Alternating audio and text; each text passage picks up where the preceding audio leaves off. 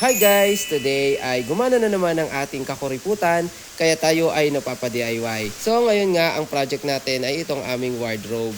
Medyo ambitious nga yung pagpaplano ko dito dahil first time ko lang talagang gumawa ng ganitong klase ng cabinet. Yung tipong magdudunong-dunungan na naman tayo guys! Kung mapapansin nyo nga guys ay gawa na yung halos kalahati nitong wardrobe. Paano ba naman yung memory card ko na corrupt na naman?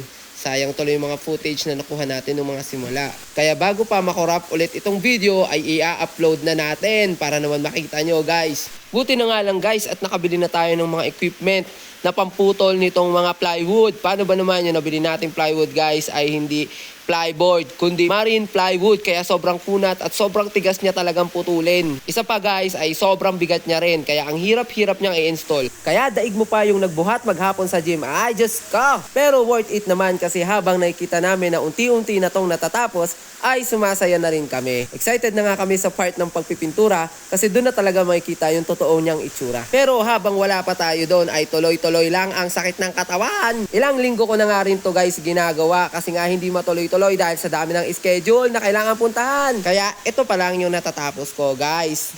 Marami pang kailangang ayusin, marami pang kailangang idagdag tulad ng 4 na drawer doon sa right side na kailangan pa rin nating gawin.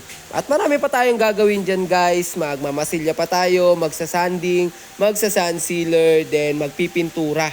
So ayun na nga guys yung hinihintay naming part yung pagpipintura.